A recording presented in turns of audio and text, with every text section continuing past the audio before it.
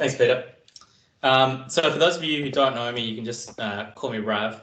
I generally work in the space of sports medicine, I guess broadly, but I do a lot of data analytics, statistical analytics, and one of the major areas that I work in is meta-analysis and meta-regression. So I don't know what you guys are expecting from this talk, so I'll try to cover off in the first 2 slides exactly what I'm going to cover and then what I'm not going to cover. So first of all, what I will cover in this talk, I'll start off by just giving you a very broad explanation of what a meta-analysis is, and that will hopefully give you enough context to understand why you would want to do a meta-analysis. And I'll cover those first 2 points within the first 10 to 15 minutes. So if at that point you decide you want to leave, I won't take any offense. But if you choose to stick around, I'll talk about what a meta-analysis is in a little bit more specific detail. And specifically, I'll talk about the sort of landmark output that comes from a meta-analysis, what's called a forest plot. And I'll teach you how to sort of interpret it, figure out what the is. I'll talk a little bit about a concept called heterogeneity as well. And then from there, I'll briefly talk about some different meta-analytic models that you might come across and you might have to deal with in practice. And then I'll sort of wrap it up by talking about what's called meta-regression and then also publication bias. After that, I'll probably do a short section just talking about what data can be meta-analyzed, because that's a very common question that I get from a lot of people. And then pending time, I might be able to give you guys some specific advice for getting started. What I won't cover is I won't cover any details of how to do a systematic review for a couple of reasons. One is that if I did, I wouldn't have enough time to talk about meta-analysis. The other reason is that I feel like every week we get some sort of email about some systematic review workshop or something like that. So I really don't think that's what people really want from this talk. So I've chosen not to really stress about that. If you are interested in getting some additional details about systematic reviews, how to do literature searching, I have previously done a book chapter with Catherine Duncan from the ACU Library and also David Opar on searching and reviewing the literature. That particular book chapter is available through the ACU Library, so you can get full text of that if you're interested. I won't comprehensively cover all my previous meta-analyses or current meta-analyses or anything like that. And in that way, my talk's going to be different to a lot of the recent talks that have been on here. I don't really think going over all of my meta-analyses is going to be useful for you guys, so I'm not going to bother doing that. I may refer to data from some of my previous meta-analyses if it suits the context and the explanation. But ultimately, I really want to focus on conceptually explaining how meta-analysis works and giving you guys some practical tips of how to pull it off. I also won't talk about the specific details of how I do a meta-analysis. And the only reason for that is that I do all my data statistical analysis, including meta-analysis, in a programming language called R. And as a consequence, if I'm talking about that, this is apparently a programming talk, a lot of people, and I don't really want to do that. So with that in mind, I'm going to start very basic with a very broad explanation of what a meta-analysis is. I think most of you will be familiar with the fact that a meta-analysis is often done in conjunction with a systematic review. So very, very briefly, when you do a systematic review, you have some sort of research question, you develop a search strategy, you find the relevant papers, and then you find some sort of way of synthesizing the evidence, and then you sort of come to your conclusions. But it's really at that synthesis level where the meta-analysis actually sort of comes in. So there's multiple ways that you can synthesize evidence when you do a systematic review, but meta-analysis is really just one of those. And that is really what a meta-analysis really fundamentally comes down to. It's basically just the synthesis of the results of multiple studies, often in a quantitative sort of way. So I'll start by just giving you guys a general. Let's just say you are interested in figuring out what the strength differences are between healthy and injured participants.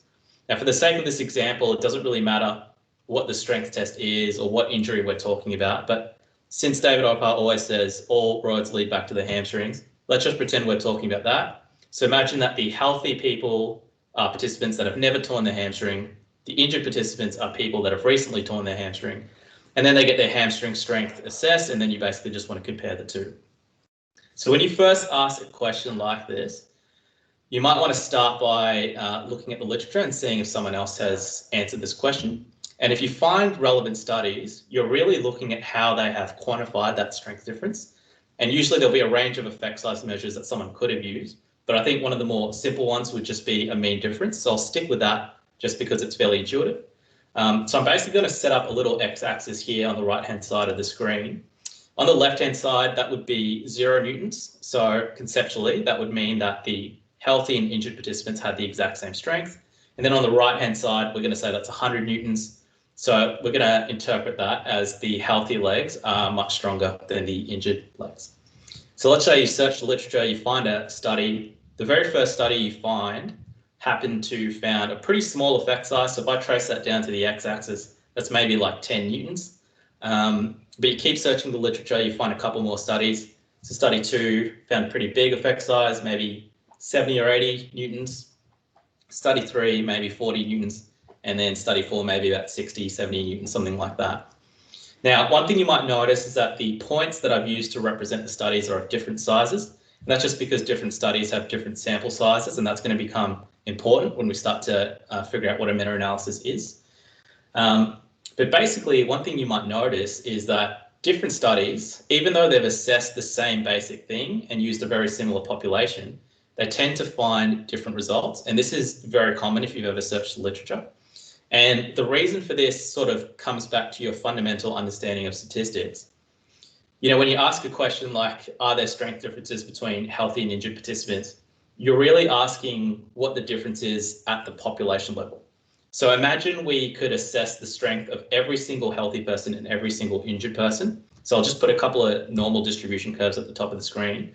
And just imagine that that is the strength in newtons of the healthy group in blue and then the injured group in grey. So this is every single injured person and every single healthy person. Now, because these are normal distributions, the mean is going to be right at the peak of those curves. And the difference between that mean, let's just say that's 50 newtons. Now, that would be the ultimate truth that we're trying to get to. But in reality, we're not going to be able to assess every single person that fits that criteria. So ultimately, studies are just going to sample. But when you sample from a bigger population distribution, you get what's called sampling error. So a simple way to explain that, for study 1, it looks like they've just happened to sample a group of injured and a group of healthy people where the strength isn't necessarily that different. So study 1 estimates an effect size that's pretty small, basically just due to sampling error. And study 2, study 3, study 4, they all get different results because they just happen to be sampling from groups. So when you sort of keep that in mind, it's common to have these sort of confusing or differing results from different studies. And ultimately, the goal of the meta-analysis is to synthesize that into a single estimated effect size. So we're trying to get some sort of pooled effect, which I've just represented here with a vertical line. Now, you might think one way of getting the pooled effect is just to get the average effect size of all the different studies. But the thing is, we don't really want to do that because different studies have different sample sizes. And the bigger the sample size of the study, the more likely that effect size that you get from that study is going to represent what's happening at the population level. You can imagine if we just got bigger and bigger sample sizes, eventually we'd cover off the entire population. Therefore, the bigger the sample size, more likely the effect size we estimate is going to tell us what's happening at the population level. So that's the reason why when I showed you the studies, I had them different sizes representing the sample size, because when you're calculating your pooled effect, you can almost kind of think of it like a weighted mean, even though that's not exactly how it works, but you can kind of think of it as like a weighted mean, where each study is weighted according to its sample size. So when you look at that pooled effect, you can actually see that it's a little bit more closely weighted to those bigger studies rather than study 1, which tends to be smaller and more susceptible to sampling error. So that should hopefully help you conceptually understand what's going on. In reality, when you look at most meta-analyses, when they calculate that pooled effect, they don't just do a weighted average according to sample size, but they tend to weight each study inversely proportional to the variance or the standard error. If you're not good with statistics and you don't really conceptually understand what that means, just recognize that the variance and the standard error are typically inversely related to the sample size. So that conceptual example that I gave you before still sort of holds true. But basically what I'm trying to say is that when you have the results of a bunch of different studies, a meta-analysis is a way of synthesizing that to get a single effect size estimate, accounting for the of the different studies based on things like their sample size, their variance, or their standard error. The really important thing about doing a meta-analysis is that when you combine all the results, the pooled effect has a really, really large sample size because you've essentially combined the sample sizes of all the different studies. And remember, the bigger sample size, the more likely the effect size estimate is going to represent what's happening at the population level. So that pooled or synthesized effect size is actually our best estimate as to what's going on at the population level, because that's the biggest sample size and therefore the greatest statistical power. And it's also a single number, so we don't have to try and make sense of all the diverging results of different studies. So that's conceptually what a meta-analysis really is, and that's what it's really trying to do. The question is, do you actually want to do a meta-analysis? And I guess the first reason would relate what I just explained. It's very well statistically powered. And as a consequence, meta-analysis is typically considered the highest form of evidence.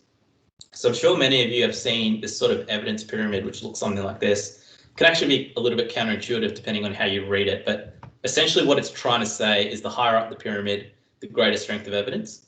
So down the bottom, you have things like expert opinion and case reports, case control studies, and all that sort of stuff. But then you start to move into cohort studies and randomized controlled trials. And although most people would think of a randomized controlled trial as like the gold standard study design, systematic reviews and meta-analyses can actually combine the results of multiple randomized controlled trials. So basically you get a very well statistically powered conclusion where you basically combine the results of all those different trials. As a consequence of this, meta-analyses tend to cite very well, mainly because they're considered that high form of evidence, also because they make sense of diverging bits of evidence as well. So they tend to cite quite well. As a consequence of this, they tend to be quite valued by journals and any sort of like review panel. So if you pay attention to journals that have high impact factors, typically you'll tend to find that they tend to publish a certain proportion of reviews and meta-analyses, and that's mainly because they know they tend to cite well and it will boost the journal's impact factor. By panels, I just mean anyone sort of evaluating your research impact. For example, if you're in the RPIP system, one of the key metrics that you're assessed on is citations per publication. Meta-analyses typically tend to get cited quite well, and as a consequence, they can kind of help you in that regard as well. Another really useful thing about doing systematic reviews and meta-analyses is that I find that they really help to inform subsequent research design in a couple of ways. One is that when you're reviewing papers, you have to assess their quality.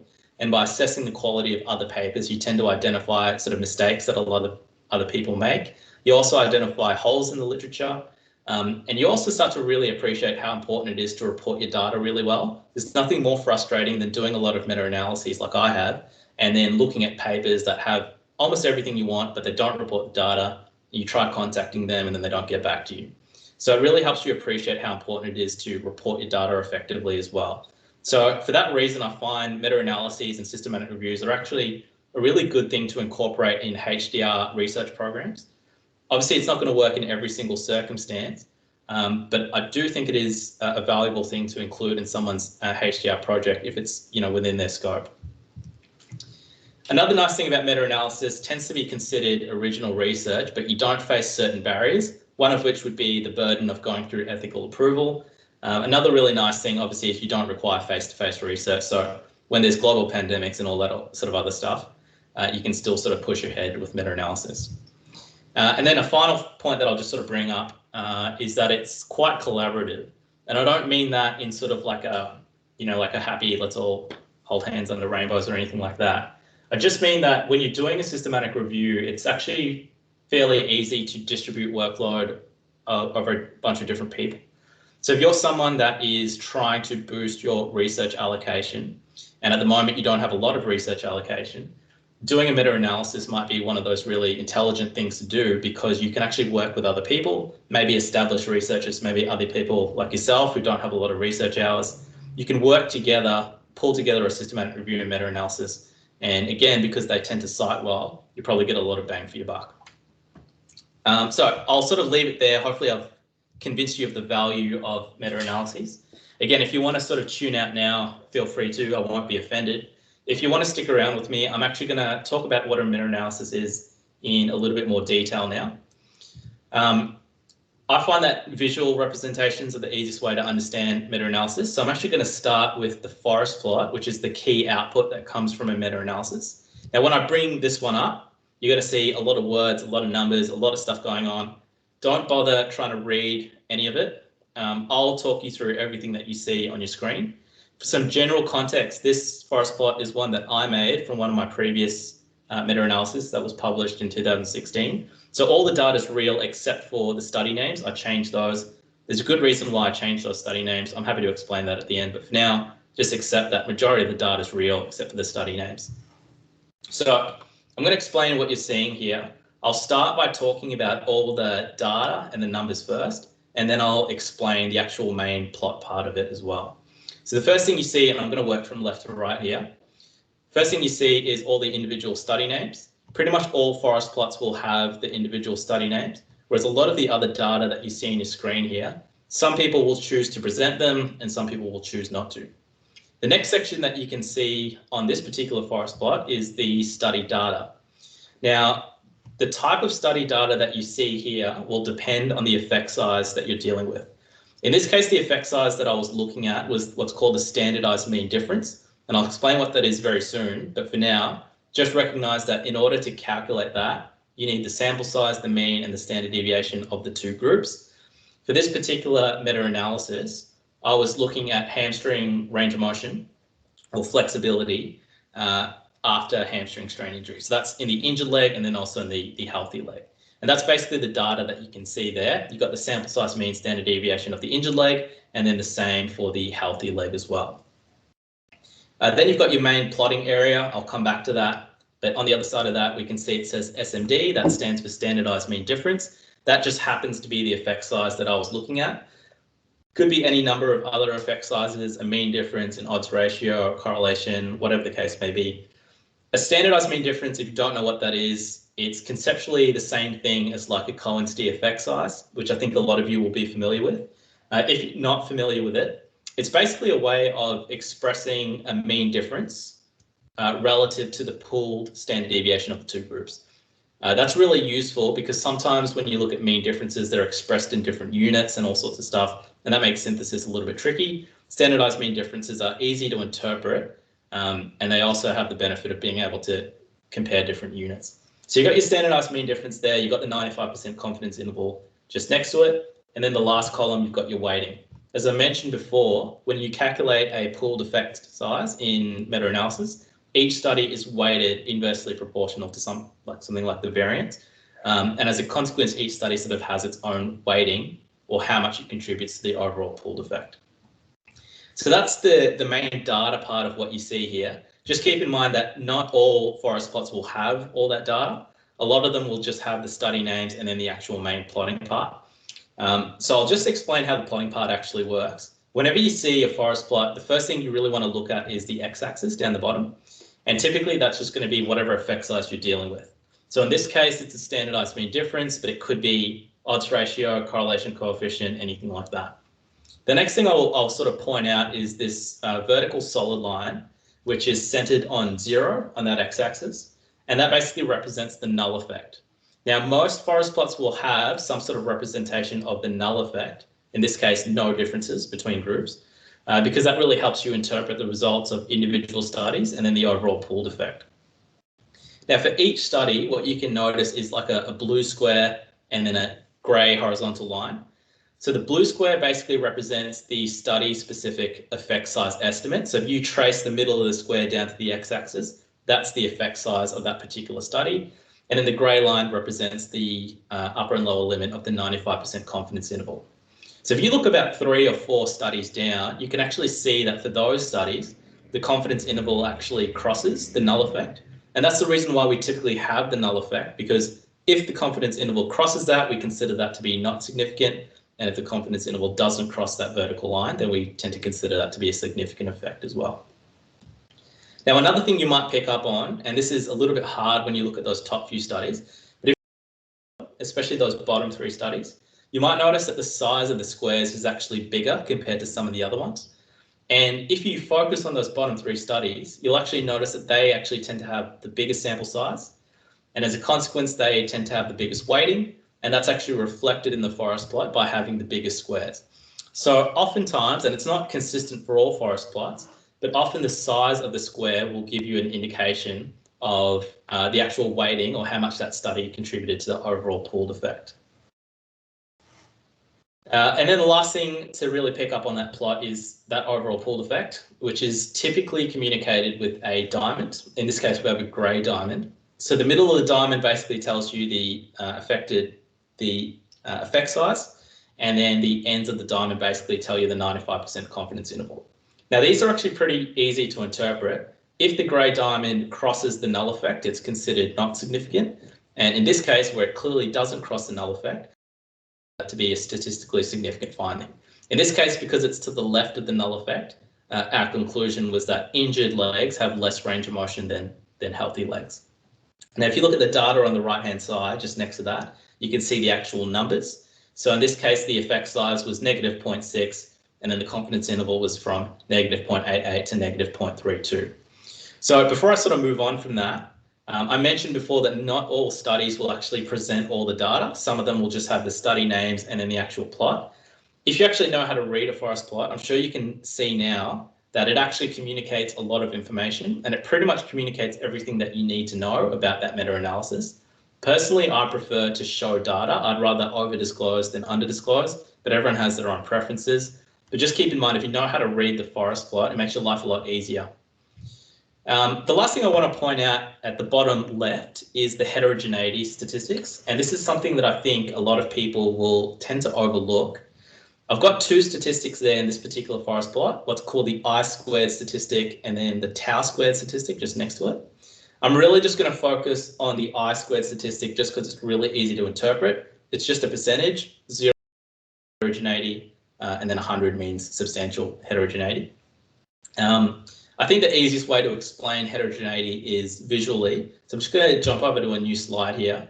I'm going to bring up two forest plots. They're going to be very similar, but there's going to be one key difference. So standard, same as before, got blue square, grey lines, squares are different sizes. I've got another plot on the right-hand side, which looks very, very similar. Same square sizes, same width of confidence intervals, pretty much everything looks exactly the same. In fact, if you estimated the pooled effect, it would probably line up the same for the two studies.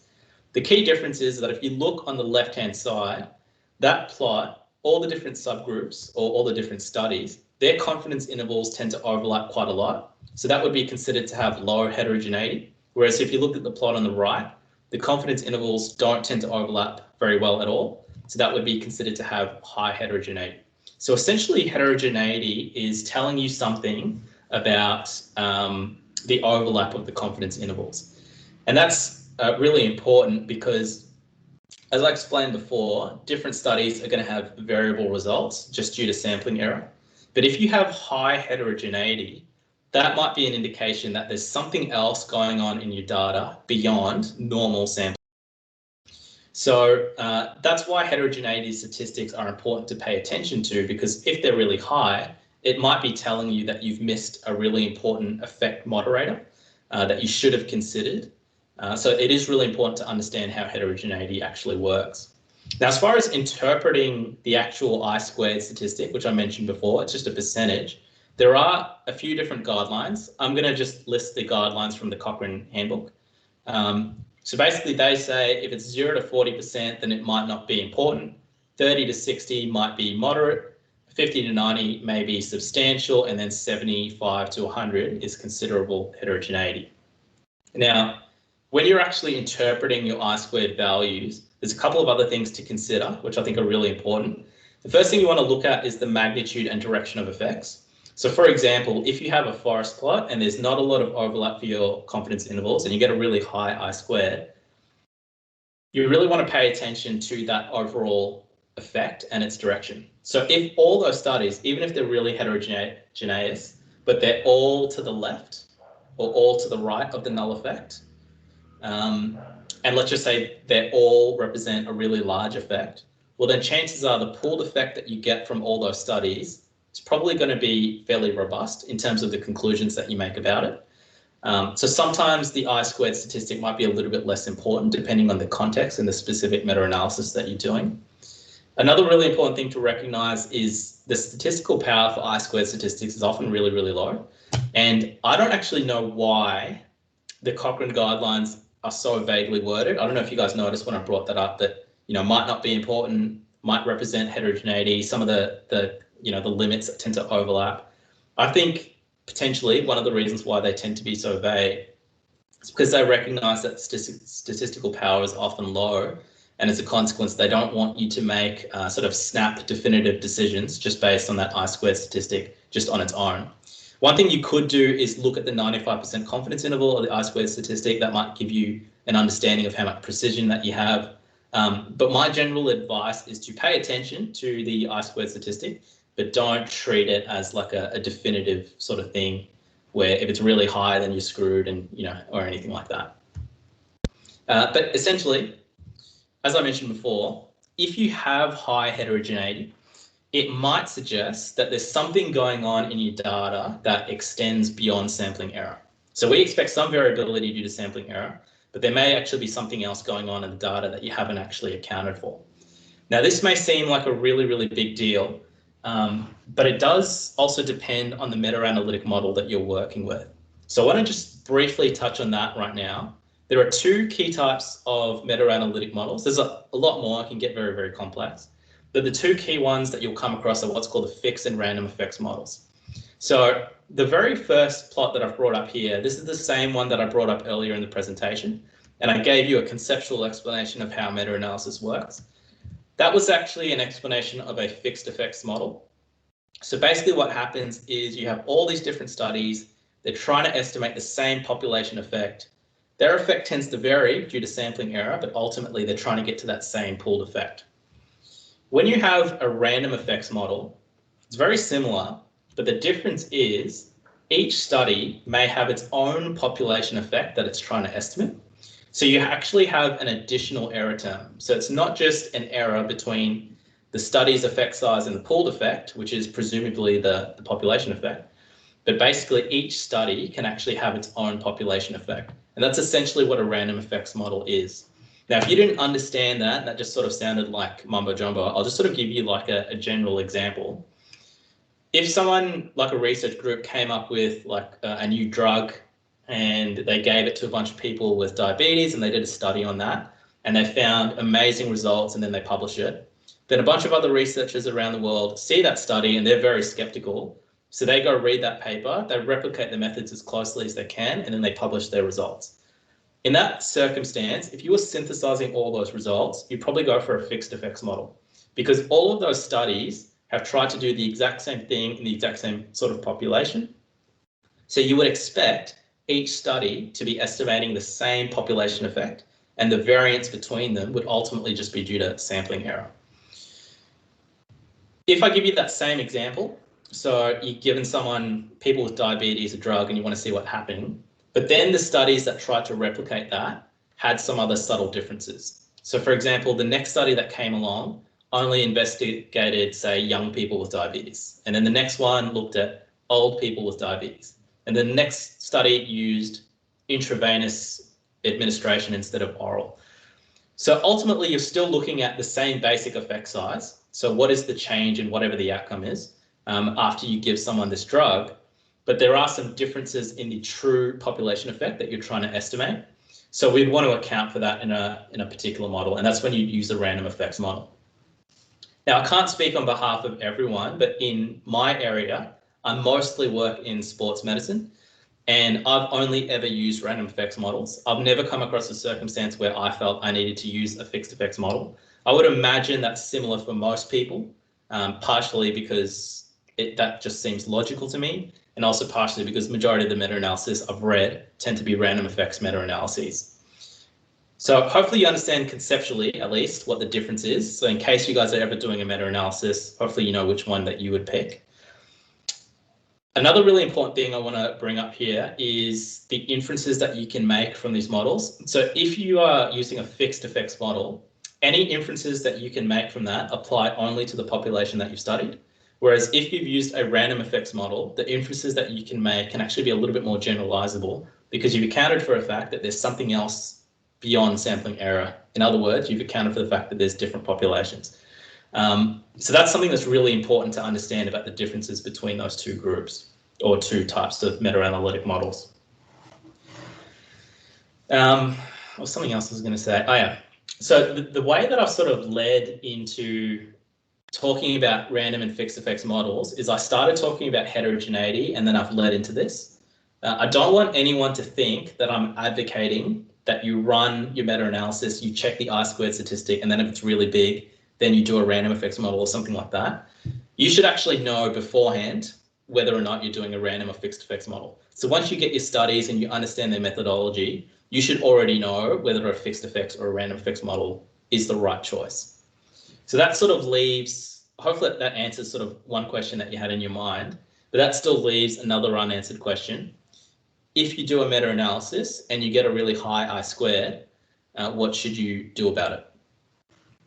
Well, as I mentioned before, all a high heterogeneity is really telling you is that you might have something else going on in your data beyond normal sampling error.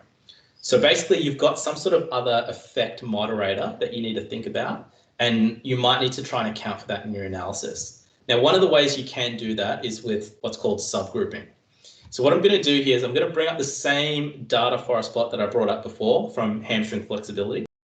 I'm going to show you a subgrouped forest plot.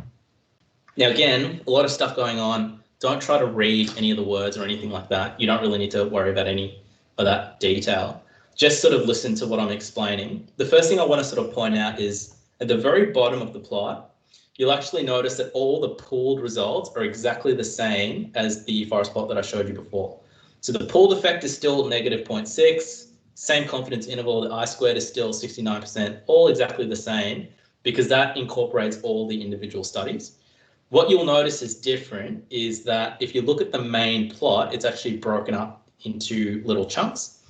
And that's because when I did the full forest plot, I recognized that, you know, flexibility deficits after you tear your hamstring are probably very sensitive to when you assess your participants. And all the different studies actually assess their different participants at different time points. So that was perceived to be the major effect moderator. And so I tried to account for that with subgroup analysis. So if you look at the very top group, you can see that it says less than 10 days post-injury. So these were studies that assessed hamstring flexibility within 10 days after the initial injury. And you can see that within that group, we actually have our own pooled effect. So we have our own little gray diamond there. And then we also have our own heterogeneity statistics. And the same can be said for the other groups. So I've got 10 to 20 days, 20 to 30, and then 40 or more. Now, one thing you might notice is that within the top subgroup, and actually the top two subgroups, the I-squared statistics are actually higher than the overall I-squared down the bottom. So the top two groups have 79 and 74% respectively, whereas the overall model had an I-squared of 69%. And that's just because if you look at those specific subgroups and you look at the individual results of the studies, you can actually see there's actually quite a lot of heterogeneity as evidenced by, you know, not very good confidence interval overlap. If you look at the bottom two groups, you'll actually notice that the heterogeneity for those is actually really small. So for 20 to 30 days, it's 0%, and then 40 or more, it's 14%. And again, if you look at the actual plot itself, we can clearly see that reflected. There tends to be quite a lot of confidence interval overlap. Now, if you think about this physiologically, this actually made a lot of sense to me when I saw these results, because when someone tears their hamstring, they're going to be experiencing a lot of pain. And in the initial days following injury, we're going to see probably a fairly rapid recovery in the range of motion of the injured leg compared to the uninjured leg as pain and all that sort of stuff, you know, swelling, all that sort of thing sort of subsides. But if you actually look at the results of the individual studies, you can almost see like a little progression of improvement in the differences between legs. But once you get to about 20 days, your range of motion is pretty much recovered already. So the specific day that you assess someone probably doesn't matter. So what I'm trying to say is that within 10 days post-injury, if one study assessed participants at 2 days post-injury and then another one assessed them 8 days post-injury, they're going to find really, really different effect sizes because there's a lot of recovery going on. Whereas if you assess someone 21 days and then another study assessed them 28 days, there's probably not going to be a lot of difference because they've already recovered. So that's why in those bottom two categories, there really wasn't a lot of heterogeneity, but in those top two, there actually was. And the main reason this happens is because what I did here was I treated a continuous variable as a categorical one. Days since injury is actually continuous, whereas I've chosen to group them in groups of 10. And one option would be to increase the resolution, so I could group them in groups of 5. So 0 to 5 days, 5 to 10, 10 to 15, so on and so on. But the problem with that is that each of those subgroups is going to have a very, very small amount of studies, and I'm going to end up compromising my statistical power. So a better approach would be to find a way to account for this effect moderator of time since injury, but keeping it in a continuous format. And there is a way that you can do that, and that's where meta-regression comes in.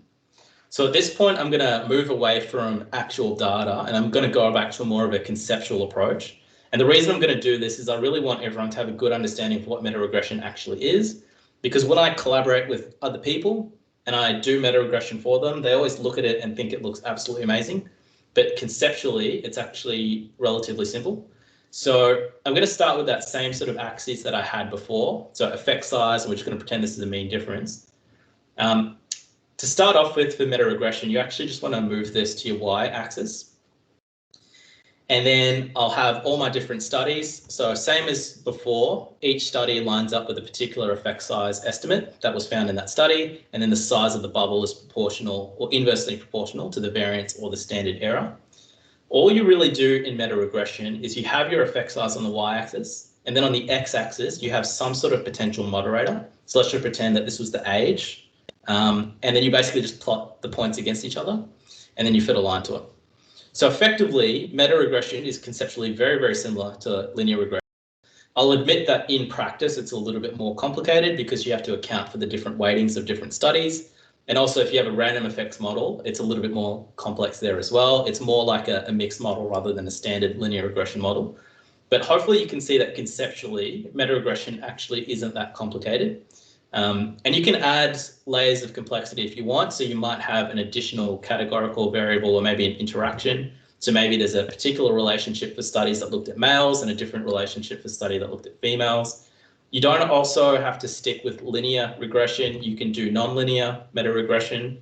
So for example, the previous example that I just showed you about flexibility after injury, this isn't the exact data, but this is pretty much what it looked like. It tended to be a logarithmic relationship where initially after injury, we saw a really rapid recovery in range of motion, but after a while it tended to plateau off. So meta-regression can start conceptually quite simple, and you can build layers of complexity. And this is really useful because you can account for heterogeneity in your data, and you can actually estimate how much heterogeneity that you've accounted for, which is really useful. But you can also answer some more complex research questions as well. So I've found meta-regression really useful in the various meta-analyses that I've done. So hopefully you guys now understand how it works, at least conceptually, and maybe it can be something that you guys can include in your work as well. Now, the last major part of meta-analysis that I quickly want to touch on is publication bias. And I think this is something else that's really important and sometimes gets overlooked by people. And I'm going to explain it visually again. So I'm going to start with the same sort of axes I had before, just effect size as a mean difference on the x-axis. And sort of at the start of the presentation, I had those 4 studies. And the size of the studies was inversely proportional to the variance or the standard error. In this case, I'm actually going to get rid of that, and I'm just going to put the inverse of the standard error on the y-axis. So this gives you like a proxy of essentially like study quality or how confident we are in the results of the study. So now when I plot the points, they're all going to be the same size because that information is now communicated on the y-axis. And I'm going to add a few extra studies because otherwise it's sort of hard to interpret when there's only a few. So if you do a meta-analysis and you plot the effect size against the inverse of the standard error, this is typically what you'd expect it to look like. And you may actually notice a little pattern. It kind of looks like a little triangle or a funnel. And that's actually where this plot gets its name. This is what's called a funnel plot. And there's actually a really good reason why it always tends to kind of look like this. If you focus at the studies at the top of the plot, because the y-axis is the inverse of the standard error, these are actually studies with the smallest standard error, and they tend to therefore have the biggest sample sizes. Now, remember, the bigger the sample size, the more likely the effect size is going to represent what's happening at the population level. So if you look at the top section of that plot, the effect sizes don't vary all that much along the x-axis. If you look at the bottom of the plot, these are studies with the biggest standard error. They tend to have the smallest sample size, and they're least reflective or least likely to be reflective of what's happening at the population level. So you can see that those effect sizes along the x-axis are very variable. So that's why whenever you produce a plot like this, it always tends to sort of take this shape.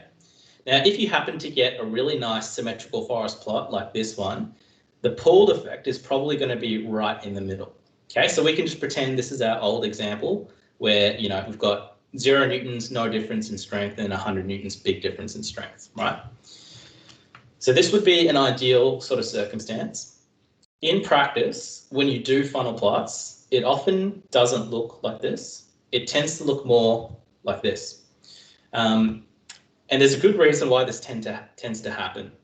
So if you, again, focus on the studies at the top, those are the higher quality studies with big sample sizes. Those are most likely to get published because they're more likely to go out to review, they're more likely to get favorable reviews, and because they have bigger sample sizes, they're more likely to get statistically significant findings. When you get to the bottom of the plot, only the studies that are away from the null effect, so in this case on the right of the plot, with really big effect sizes, those ones are going to be statistically significant, and they've got these nice big sexy effect sizes that journal editors feel that they can sell. Whereas on the bottom left, we've got low quality studies, but unfortunately they haven't got any statistically significant findings or any sexy sort of results. And as a consequence, studies that usually fit in that area tend to go unpublished. And this is why we call this publication bias. To be honest, publication bias is not the only thing that could explain this. There could be selective reporting, there could be fraudulent behavior going on, there could be all sorts of different things contributing.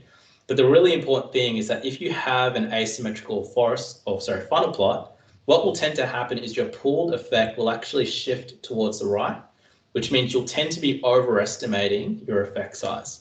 So when you're assessing publication bias, you can actually do it with visual inspection. So you can literally just plot a funnel plot just like this and have a look at it. You can also use quantitative tests like an Eggers regression test.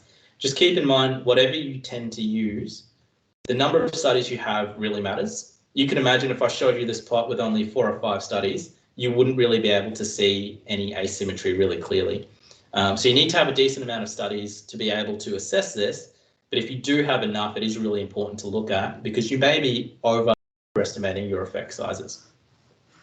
Now, if you do have an asymmetrical funnel plot, all is not lost. There is another method that you may want to look into called the trim and fill method.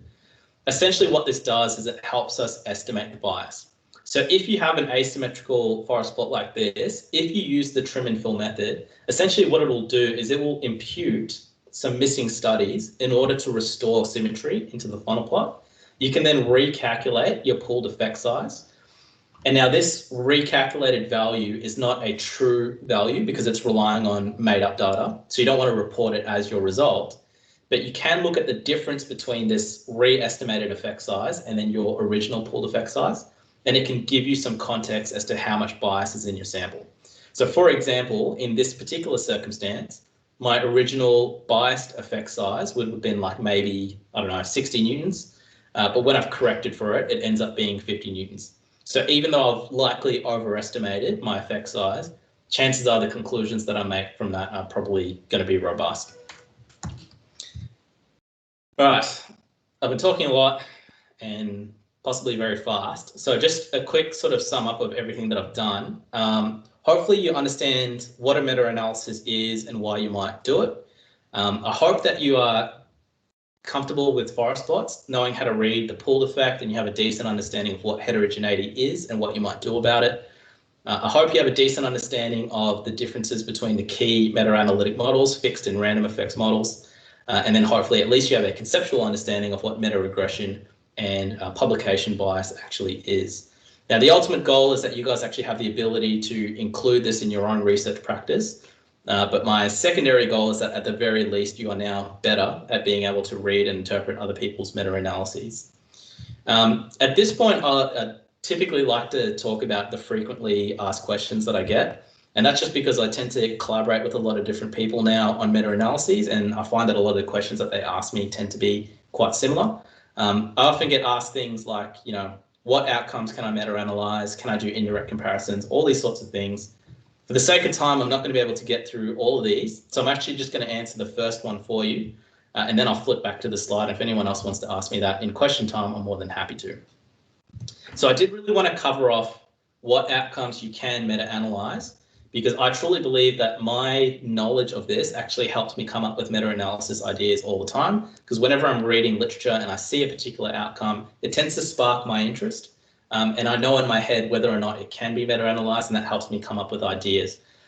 So in a very simple sense, if you're wondering what data you can meta-analyze, essentially if you can get the test statistic and its sampling variance, you can do a meta-analysis on it.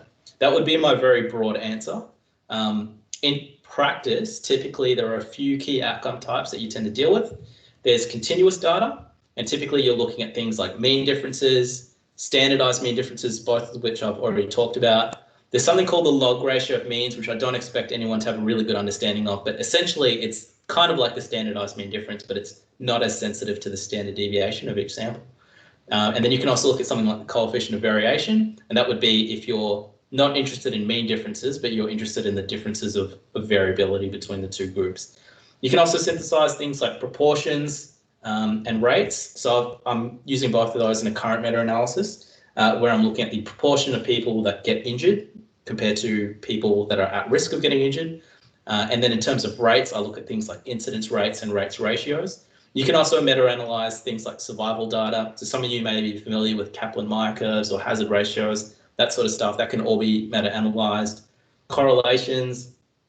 I've personally never had to do any meta-analysis of correlations, but it's relatively straightforward to do.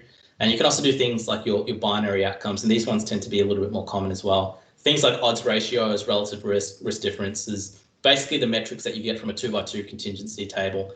That tends to be another really common sort of outcome that people look at. So for the sake of time, I think I might just wrap it up there. I'll flip back to my frequently asked questions in case you want me to answer any of those. But other than that, I'm sort of happy to take any questions.